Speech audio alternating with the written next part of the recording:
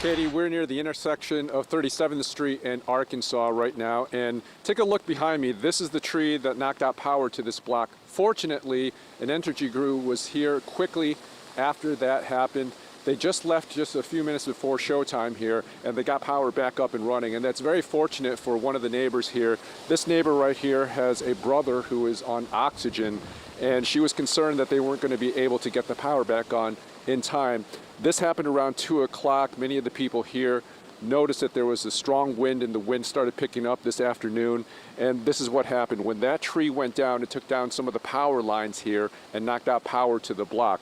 One neighbor who lives right across the street, Jim Brady, was about to fix himself something to eat until he heard what happened right outside his door.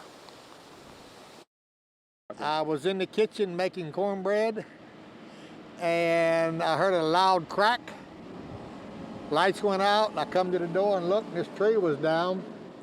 And that tree, Kay Ellen, the lady across the street now, she'd been trying to get Kenner to take that tree down for a long time. She said it was termite damaged. Well, if you look at it, take a picture of it, it's got bad termite damage.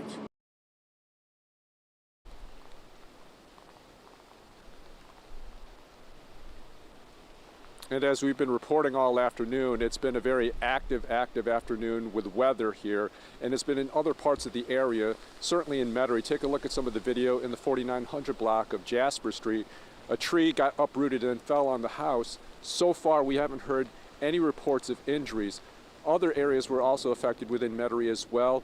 The portions of the roof at Phoebe Hurst Elementary School got blown off. Fortunately, after that happened, some of the crews that were working in and around that area were up on that roof starting to repair that roof at the elementary school. Again, so far we have not heard any reports of injuries, which is very fortunate. Back here live here in Kenner, as you had heard, Jim Brady had mentioned that this had been a problem that the neighbors here have been complaining about the termite damage in this tree. Obviously today's weather took care of it, but now they want it removed. Fortunately, they have the power turned back on. Entergy was very quick to do so. And fortunately, Jim Brady across the street can get to that cornbread. Reporting in Kenner, Tan Trung, Eyewitness News.